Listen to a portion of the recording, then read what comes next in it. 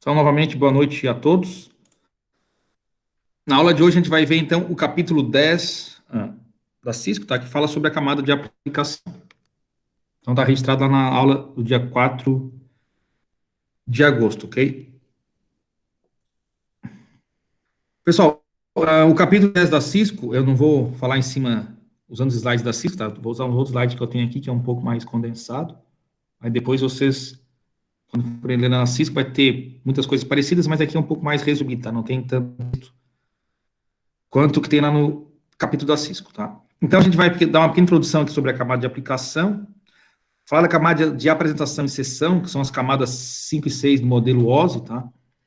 Falar da camada de aplicação em si, que é a camada 7 do OSI, falar sobre as aplicações e serviços e os protocolos da camada de aplicação e quais as funções desses protocolos, tá?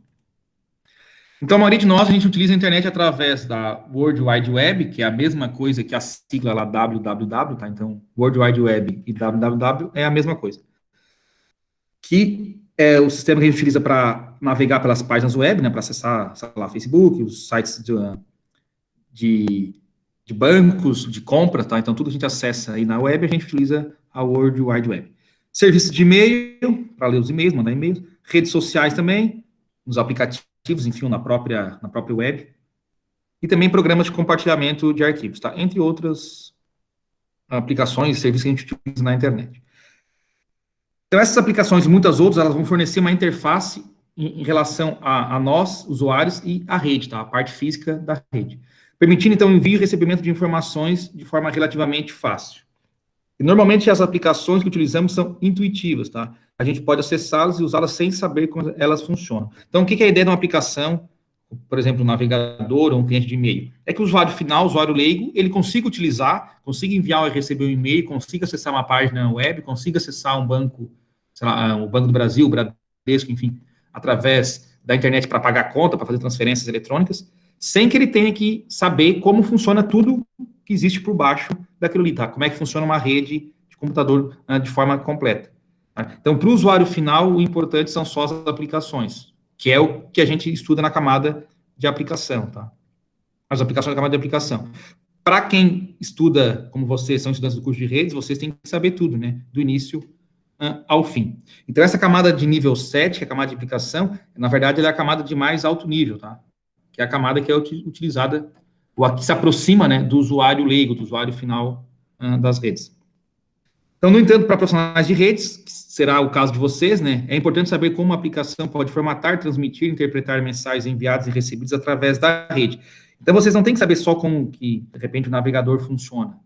Desculpa, como utilizar o navegador, mas você tem que saber como ele funciona, né? Como é que ele envia, como é que ele recebe esses dados, como é que a camada de aplicação ela se comunica com as camadas inferiores, tá? Então é importante que vocês saibam como esse processo funciona como um todo. Então vamos falar primeiro da camada de apresentação, que é a camada 5 do OSI, e depois a camada de sessão, que é a 6, para depois falar da camada 7, que é a camada de aplicação, que é a mais importante, né? Então, a camada de apresentação ela tem três funções principais: codificação e conversão de dados da camada de aplicação. Então, ela vai garantir que os dados dos dispositivos de origem possam ser interpretados pela aplicação adequada no dispositivo de destino. Então, tem a ver com a codificação e a conversão dos dados. Ela também tem uma função de compressão dos dados de forma que eles possam ser descomprimidos pelo dispositivo de destino. Então, a parte de pegar um dado, compactar, enviar pela rede, do outro lado, descompactar. E também a criptografia dos dados para a transmissão e decodificação de dados quando o destino os recebe, tá? Também tem função na camada de apresentação.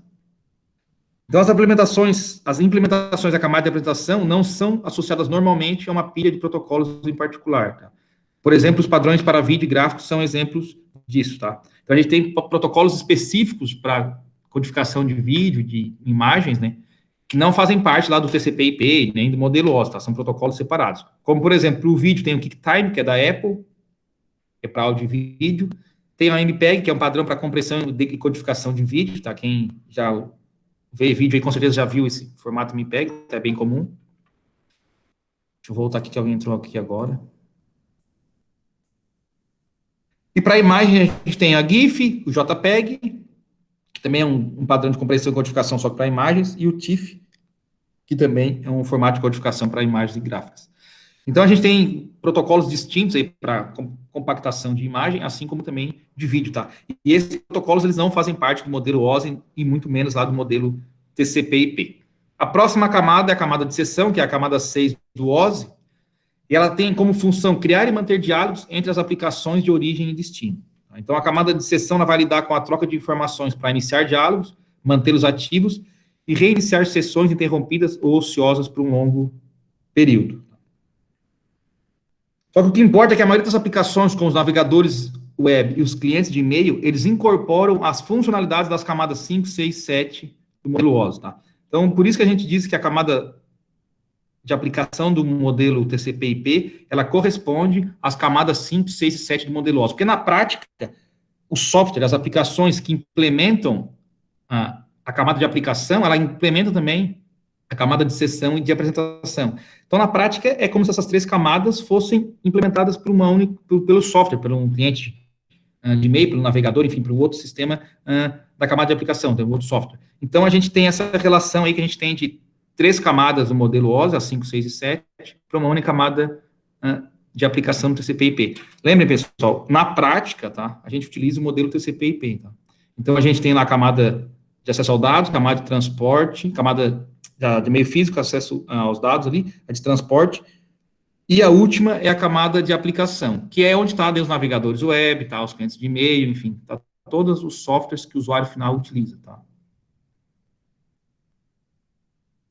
Mais alguém aqui? Não. Então, agora vamos falar em si da camada de aplicação. Então, a camada 7 do modelo OSI, é a última camada, né?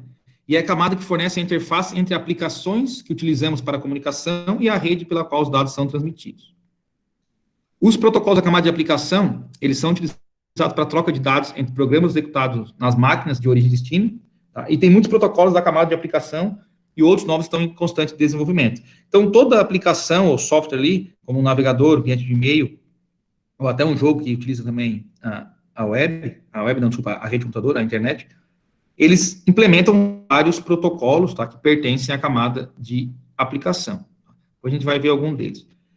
Embora o conjunto de protocolos do TCP/IP tenha sido desenvolvido antes da definição do modelo OSI, e por isso até que ele é utilizado na prática, funcionalidades dos protocolos da camada de aplicação do TCP/IP se ajustam à estrutura das três camadas superiores do modelo OSI, foi o que eu tinha falado ali anteriormente, tá? Então, esses protocolos, ou a funcionalidade dos protocolos da camada de aplicação do TCP/IP, elas vão se ajustar à aplicação, à apresentação e sessão. Então, o navegador web, ele consegue lá criar e manter as sessões, quando a gente acessa um site, alguma coisa, a gente fica com a sessão salva ou não. Ele também consegue codificar e fazer de forma correta a apresentação dos dados, tá? E ele também funciona ali como a parte final ali para mostrar, né, para o usuário consiga utilizar toda a infraestrutura da rede, tá? Que seria a parte ali mais de alto nível, que é a camada de aplicação em si.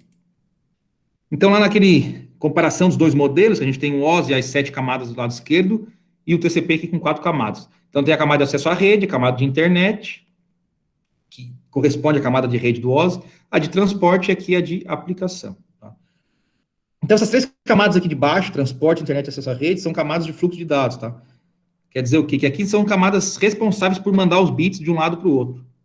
E aqui a camada de aplicação, que corresponde às 3 camadas aqui superiores do modelo OSI, ela é responsável por transformar esses bits em algo viável, ou seja, em algo utilizável para o usuário final, para o usuário que está utilizando a rede de computadores, tá? E entre os protocolos que a gente tem na camada de aplicação, a gente tem o DNS, vou aumentar um pouquinho aqui, que é o sistema de resolução de domínios, o HTTP, que é o protocolo de transferência de hipertexto, que é a base da web, tá? Então, toda página que a gente executa na web, a gente visita, tem por trás rodando o protocolo HTTP, é esse protocolo que faz a transferência das páginas de um servidor web até a máquina do usuário. O SMTP, que é para transferência de correio eletrônico, o POP também, que é para correio, e o DHCP, que é o protocolo de configuração de IP dinâmico, tá? Então, claro, tem vários outros protocolos, tá? Que são só alguns deles, aí são os mais conhecidos, ok? Aqui a diferença do CMTP e do POP, pessoal, o CMTP a gente utiliza para enviar e-mail. Eu faço uma aplicação e quero enviar um e-mail da minha aplicação. A gente usa o SMTP, que é um protocolo bem simples. O POP, ele faz ao contrário, tá? Todo mundo acha que usa aqueles app de ler e-mail, enfim, da Hotmail, do Gmail, enfim. quando a gente usa esses aplicativos que eles têm que ir lá no servidor e buscar os e-mails, tá? E baixar os e-mails, aí é utilizado o POP ou o IMAP, tá? Que é um outro protocolo também, que são de protocolos que vão no servidor de e-mail e buscam esses e-mails para a gente ler nossos aplicativos, ou, por exemplo, quem usa o Outlook também, ou o Thunderbird, tá?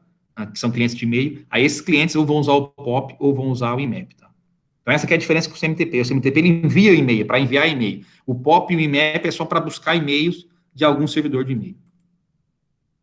E a maioria dos protocolos da camada de aplicação, então, foi desenvolvida antes do surgimento de computadores pessoais, interfaces gráficas de usuário e objetos multimídia, tá? Então, esses protocolos, eles foram criados quando o computador não era o que ele é hoje, tá? Era quando o computador ainda era preto e branco, quase ninguém tinha computador, tá? Então, protocolos são bem antigos, tá? Então, como resultado, esses protocolos implementam muito pouco das funcionalidades específicas nas camadas de apresentação e sessão do modelo OS. Agora a gente vai falar então um pouco daqui das aplicações e serviços, tá? As funções associadas aos protocolos da camada de aplicação, elas vão permitir que nossa rede humana faça interface com a rede dos dados subjacentes, que é o que eu tinha falado lá inicialmente, tá? Então a ideia das aplicações e serviços ali é conectar toda a parafernália que envolve uma rede de computador, tá? Fisicamente falando, com uma aplicação que o usuário vai estar na frente do computador e vai conseguir utilizar um determinado serviço, tá? Seja para pagar conta, para jogar, para mandar e-mail, para conversar com as pessoas nas redes sociais, tá? Enfim, para trabalhar, qualquer coisa, tá?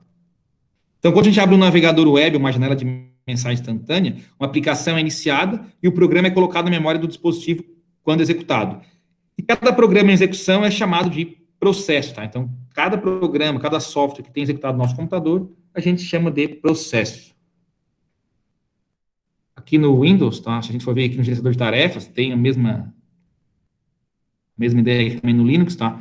Aqui a gente tem, ó, os processos que estão rodando, ó, a quantidade de processos aqui. Cada linha dessa aqui é um processo de um ou mais de software que estão rodando, tá? Por exemplo, tem software que abre um monte de processo, né? Não somente um, ó, o Chrome que tem 3 aberto, o Dropbox tem 3, tá? Então, cada linhazinha dessa aqui é um processo que está executando e cada processo pertence a algum programa que a gente tem instalado na nossa máquina. Então, isso tem que ficar bem claro. Isso que eu acho que vocês já devem ter visto em sistema operacional, tá? Então, cada programa em execução é chamado, desculpa, vocês vão ver semestre que vem, em sistema operacional, cada programa em execução, então, é chamado de um processo. E dentro da camada de aplicação, há dois tipos de programas que fornecem acesso à rede. São as aplicações e os serviços. Aplicações são programas de software usados por pessoas para se comunicar pela rede. Então, exemplo, navegador web. Tá? Isso é uma aplicação, é um software que a gente utiliza para se comunicar pela rede. O Thunderbird, lá que eu falei, o Outlook, também é um software que a gente utiliza para se comunicar pela rede. Então, algumas aplicações do usuário final implementam os protocolos da camada de aplicação e conseguem comunicar diretamente com as camadas inferiores da pilha de protocolos. Clientes de e-mail, como eu falei, Outlook, Thunderbird, e navegadores web são exemplos desses tipos de aplicação. Então eles conseguem implementar toda ali a parte da camada de aplicação e conseguem se comunicar diretamente com as camadas inferiores, tá?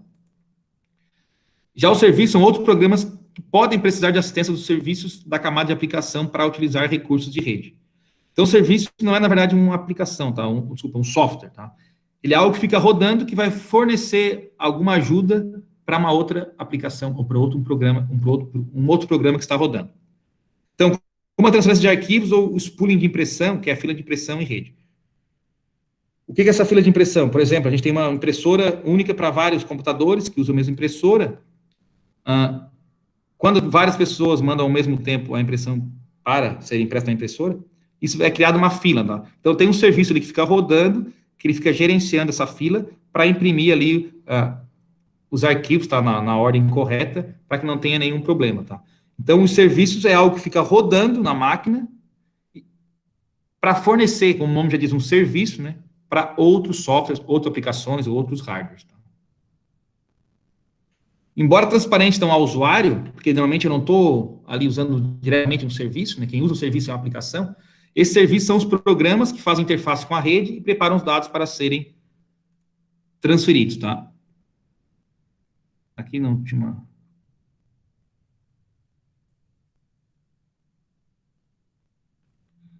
É que uma vez tinha aqui como a gente vê o serviço, agora acho que não dá mais. Tem aqui, ó, pessoal, tá? Desculpa, achei aqui, ó. Serviço, tá? Então, tudo isso aqui, ó, são serviços, estão rodando, são processos que estão em execução, tá? Alguns estão parados, que vão fornecer alguma utilidade para alguma aplicação, para algum software, tá? Então, tem aqui uma lista bem grande aqui rodando, ok? O serviço também aqui existem diferentes tipos de dados, por exemplo, texto, gráficos ou vídeos, tá? Então, quando a gente tem textos, gráficos ou vídeos, que são dados diferentes, né? O texto é mais simples, um gráfico é mais complexo, um vídeo mais complexo ainda. Eles vão exigir diferentes serviços de rede para garantir que sejam preparados adequadamente para o processamento executado pelas camadas inferiores do modelo OS. Então, cada aplicação ou serviço de rede utiliza protocolos que definem os padrões e formatos de dados a serem utilizados. Tá? E sem protocolos, a rede de dados não teria uma maneira comum de formatar e direcionar os dados. Então, é importante se entender que cada aplicação ou serviço ela vai implementar algum protocolo. Por exemplo, o navegador web ele tem que implementar o HTTP.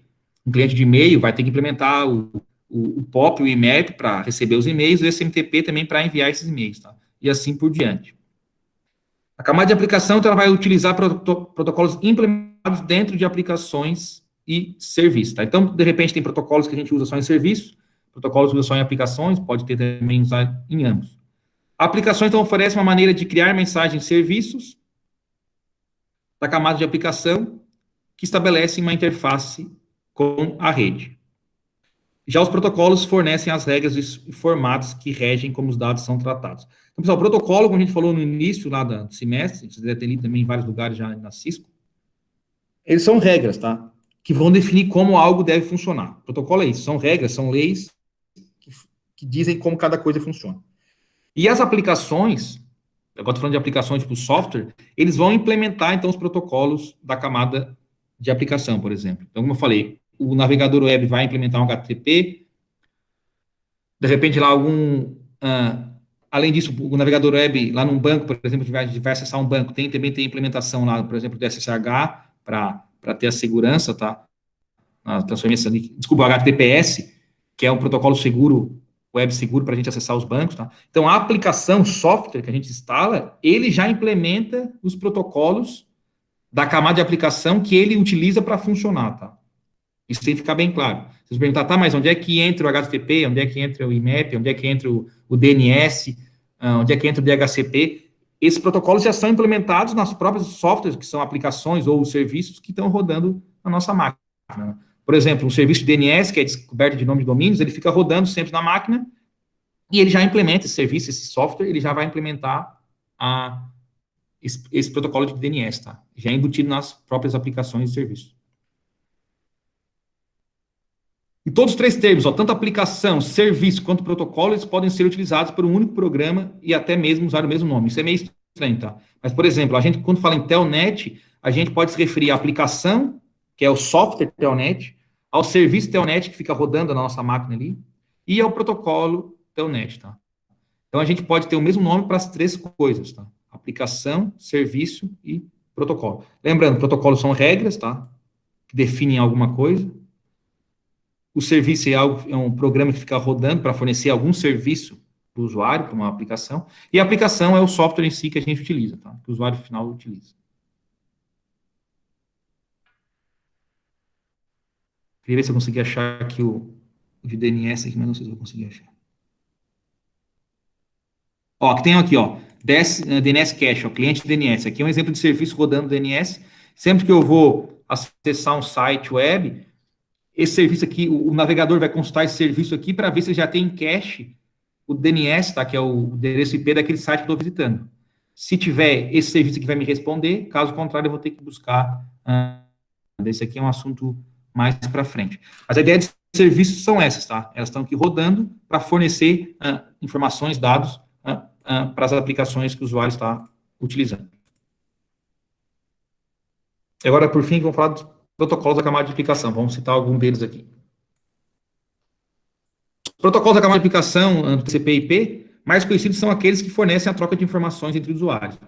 E eles especificam as informações de formato e controle necessários para que muitas funções comuns de comunicação na internet. Então, exemplos de protocolos TCP/IP aí. O DNS, que é o Domain Name Service Protocol, que é o protocolo de serviço de nome de domínio, tá? Que eu mostrei ali agora um serviço que está rodando, que ele implementa, esse serviço ele vai implementar daí o DNS, tá? O HTTP, que é o Hypertext Transfer Protocol, que é um protocolo de transferência de hipertexto, que é utilizado pelos navegadores para trocar, para trazer, né, para trafegar as páginas web dos servidores para o cliente, para a máquina do cliente, né, para o host. O SMTP, que é um Simple Mail Transfer Protocol, que é um protocolo de transferência de correio simples, que é para enviar e-mail. O FTP, que é um File Transfer Protocol, que é um protocolo de transferência de arquivos, tá? E tem vários outros protocolos da camada de aplicação, tá? Aqui eu citei só 4. E os protocolos do TCP/IP geralmente são definidos pelas Request for Comments, tá? Que é RFC, a sigla aqui. O que é essa Request for Comments? São documentos onde especifica o que cada protocolo é e o que ele deve fazer e como ele funciona, tá? Então, tem um site da I3F, da ITF aqui, que é a Internet Engineering Task Force, tá? Da sigla ITF, que ela mantém as RFCs como padrão para todo o TCP/IP. Deixa eu entrar aqui na web.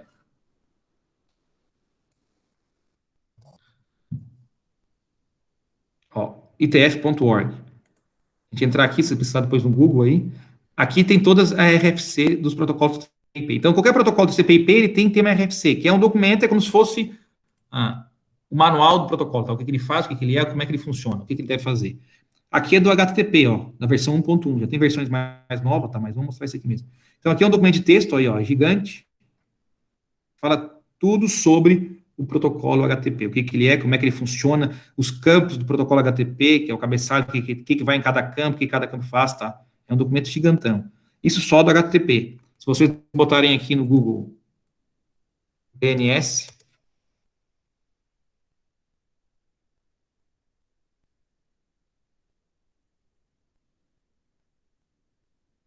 também tem aqui, ó, DNS, tudo sobre o DNS, tá?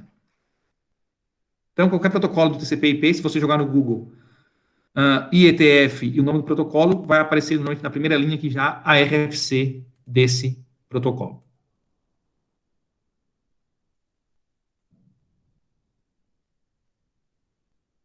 E, por fim, aqui as funções do protocolo de camada de aplicação.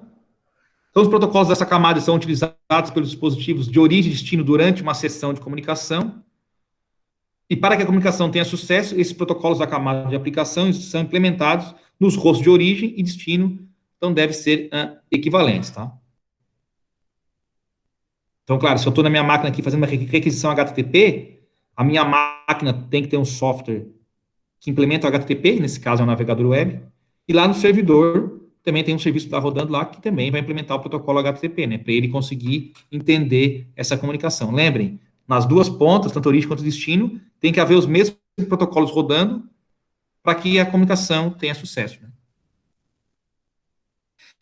Os protocolos então, vão estabelecer regras coerentes para a troca de dados entre aplicações e serviços carregados nos dispositivos participantes e vão especificar como os dados dentro das mensagens são estruturados e os tipos de mensagens enviados entre origem e destino, tá? Então, o protocolo faz tudo isso. Eles são as regras, estabelecem as regras de como deve ser a troca de dados e como esses dados são transferidos, né? Como eles são agrupados ou são arranjados para ser enviado pela rede, tá? Como eles são estruturados para ser enviado pela rede. Essas mensagens elas podem ser mensagem de solicitação de serviço, mensagem de confirmação, mensagem de dados, mensagem de status de erros, e também mensagens de erros, tá? E muitos tipos de aplicações comunicam-se via rede de dados, né? Os serviços de camada de aplicação, então eles devem implementar vários protocolos para fornecer a gama desejada de experiência de comunicação, tá? Então, como eu falei, o navegador web, por exemplo, ele não vai implementar só HTTP, tá? Ele vai implementar vários outros protocolos também para conseguir dar a funcionalidade que nós, usuários, precisamos, tá? Então, isso tem que ficar bem claro. Não quer dizer que um software vai implementar só um protocolo. Ele vai implementar todos aqueles protocolos da camada de aplicação que é necessário para ele funcionar de forma correta. Cada protocolo ele tem uma finalidade específica, tá? E contém as características necessárias para atender a tal finalidade. E os detalhes do protocolo correto em cada camada devem ser seguidos para que as funções de uma camada façam a interface adequadamente com o serviço na camada inferior. Então, um navegador web que pertence à camada de aplicação, que daí isso no TCP/IP, que no modelo OSI corresponde à aplicação, apresentação e sessão, ele tem que implementar os protocolos dessas camadas, tá? Dessas 3 camadas de sessão, apresentação e aplicação. Ele não pode implementar o IP, por exemplo, tá? Ou o DHCP, o ICMP, enfim. Ele só pode implementar os protocolos da camada que ele pertence. As camadas inferiores, ele não tem que implementar e não tem nem saber o que acontece nas camadas inferiores, tá? Então, por isso tem é importante essa divisão entre camadas aí nas redes de computadores, tá? Para definir bem o que cada camada faz e o que deve ser feito em cada uma delas. As aplicações e serviços também podem utilizar diversos protocolos no decorrer de uma única conversa. Então, como eu falei, professor, o HTTP, o navegador web, ele só vai implementar o HTTP. Não, ele vai implementar mais um monte de coisa, tá?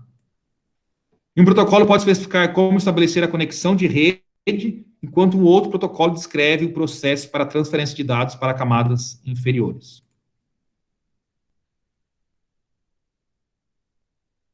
Então, aqui é só, de novo, aquela mesma ideia. Aqui a gente está terminando, né, as 7 camadas, a gente viu da primeira, da física até a de aplicação.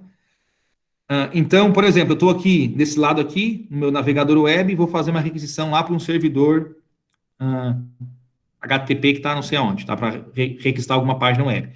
Então, eu vou fazer requisição e os dados, eles vão baixando aqui nas camadas, né? A gente vai passar a camada de aplicação, a de apresentação, de sessão, depois passa para a camada de transporte, de rede, de enlace de dados e física. Lembrando, cada vez que eu desço aqui, pessoal, eu vou inserindo os cabeçalhos, né? Aqui nas camadas superiores, eu vou botar lá, sei lá, o HTTP, uma página web, vou colocar ter os dados e o cabeçalho HTTP. Na camada de transporte, vou anexar o cabeçalho do TCP. Na camada de rede, cabeçalho em P.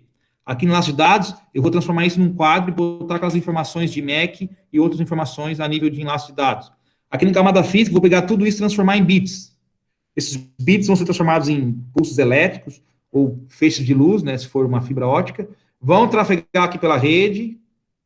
Depois, quando chegar lá no destino, no servidor, os bits aqui na camada física vão ser transformados, os dados elétricos ou pulsos de luz vão ser transformados em bits, que por sua vez, a gente vai aqui retirar o cabeçalho de enlace de dados, vai retirar o cabeçalho de IP, vai remover o cabeçalho de TCP, e por fim aqui vai ler o cabeçalho de HTTP, e vai aparecer aqui os dados que seriam a requisição que eu estou fazendo para o servidor, tá? Então, essa ideia de encapsulamento, que é inserir cabeçalhos um em cima do outro, e de decapsulamento, que é retirar cabeçalhos um em cima do outro, tá? Isso é bem importante. Isso eu acho que vocês viram lá no capítulo 3 ou 4, tá? Não lembro. Onde fala da 5, onde fala camada de rede ou de transporte. Acho que é na de rede, tá? Então, isso tem que ficar bem claro para vocês, tá? Como é que funciona essa ida e volta, tá? Essa adição de cabeçalhos e, do outro lado, a remoção dos cabeçalhos. Então, os protocolos vão definir processo na outra extremidade da comunicação, define os tipos de mensagem, a sintaxe da mensagem, o significado de todos os campos informacionais. Então, todo protocolo tem um cabeçalho e ele vai informar o que cada campo desse cabeçalho quer dizer. Define como as mensagens são enviadas e a resposta esperada. Também define a interação com a próxima camada mais baixa. E aqui a gente termina essa parte aqui de camada de aplicação.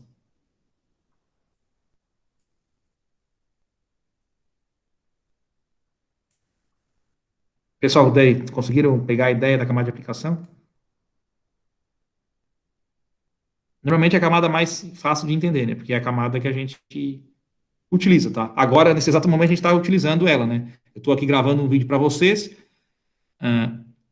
Esse vídeo que vocês estão vendo aí. Ele tem... Hã? Alô? Fala, Arthur. Esse vídeo, ele está sendo codificado, né? Por algum... como eu falei ali, por algum protocolo. E quando chega em vocês, ele é decodificado para ser mostrado na tela de vocês, tá? E além disso, tem todos os protocolos também inferiores, né? É TCP, IP, enfim, tá? Enlace de dados também. E aqui a gente vai ter, com certeza, HTTP e mais protocolos que estão sendo implementados e executados para que a gente consiga fazer essa web, tá? Protocolos também, provavelmente, para enviar Eu falei enviar o vídeo, enviar o áudio, tá? Então, é a camada como é a camada que mais próxima de nós, normalmente é mais fácil de compreender o que a gente está falando. Deixa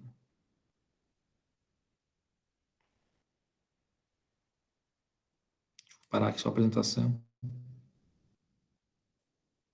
Depois, se vocês quiserem dar uma pesquisadinha no Google ali, botar o IETF, colocar o nome de protocolos aí para vocês verem, tá? Claro que isso vale para todos, tá, pessoal? Vale lá para o IP, vale para o TCP, para o DP, para o DHCP, tá? Para o DNS.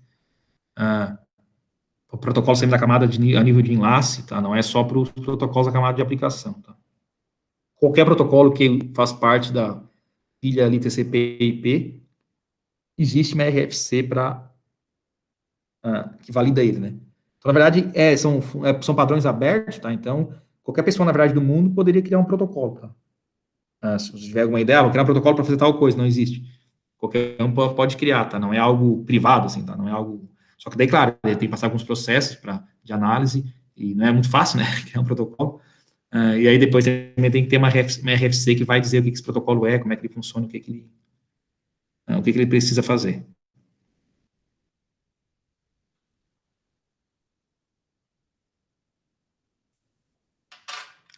Perguntas, senhores, senhoras? Lá no da Cisco, tá? Ele vai falar também um pouquinho de apresentação e sessão no começo, bem pouquinho. Vai ser o que eu falei ali. Depois ele fala da camada de aplicação, ele fala um pouquinho mais de protocolos, tá? Mas aqui é mais resumido, mas vocês vão ver que é praticamente a mesma coisa, tá? A mesma ideia. Semana que vem, pessoal, a gente veria aqui o capítulo 11, tá? Mas como eu falei para vocês, vamos deixar em aberto, como eu falei, o capítulo grande, seria um capítulo de mais leitura, e como vocês já vão ter que ler também depois para fazer o exame, eu acho que não vale a pena, tá? É melhor precisar o tempo da noite para já ler o capítulo, de repente esteja indo fazendo esse exame, tá? Que é um exame já é bem mais teórico até, tá? E aí depois, assim, vocês vão ter o prazo para fazer os exames de capítulo, que como eu falei, até terminar o semestre. Provavelmente vai terminar dia 21 ou 28, tá? Então, vai ter até, no mínimo, até o dia 21 para vocês fazer o exame de capítulo. Só que o exame final também é nessa semana, tá? O exame final eu vou abrir lá para o dia 17 de agosto e vou deixar aberto até dia 21, na sexta-feira, tá? Então, na verdade, semana que vem não vai ter aula presencial, mas eu vou estar nesse horário, vou estar com o celular, enfim, se quiser mandar um áudio ali no grupo, qualquer dúvida que tiver, vou estar à disposição. E daí, na outra semana, a gente também não vai ter, porque daí é a semana para vocês fazerem aí, fazerem o exame da Cisco, tá? Seria, então, entre o dia 17 e o dia 21. Mas daí eu vou botar lá, eu vou cadastrar lá, depois vou habilitar ali no SIGA, tá? Vou cadastrar com uma tarefa ali também, com uma prova, enfim. E aí vocês façam o exame final da Cisco, tá? Pessoal, é a mesma ideia dos exames de capítulo, tá? Só que é um exame que é o último item que aparece lá, exame final, tá? É o teórico. São 50 questões e vocês têm 3 horas para fazer, tá? Mas, assim, dá para fazer tranquilo, tá? O pessoal fazia presencial no IFC sem consulta, fazia em 1 hora e meia, vocês em casa, com 3 horas, conseguem fazer também, com certeza. Só que, claro, você já tem que saber uma coisa, né? Já tem que ter algum conhecimento. Não adianta, nunca li nenhum capítulo, não fiz nenhum exame. Aí vou abrir o exame final, vou querer fazer. Daí não vai dar tempo, porque vocês vão ler a primeira pergunta, não sei o que é. Aí vai lá buscar no material o que é. Aí leva 15 minutos. Aí respondeu uma pergunta. Aí vai para a segunda, mais 15. Aí não vai dar tempo mesmo, né? Mas quem já leu, quem já fez os outros exames, é bem tranquilo, tá? Bem de boa. É bem de boa mesmo. Tá? Só quem realmente não fez nada. Aí complica um pouco. Entenderam, pessoal? Mas daí a gente vai conversando ali pelo WhatsApp, eu vou avisando vocês, tá? E aí terminou o exame final, fez 11 exames de capítulo, vai ter a média final lá, tá? E aí na semana, eu vou falando ali pelo WhatsApp, mandando para vocês, enfim, quando a gente tiver certinho como é que vai ser o final do semestre, tá? Porque oficialmente, peraí que só vou desligar aqui, parar de gravar o vídeo, tá?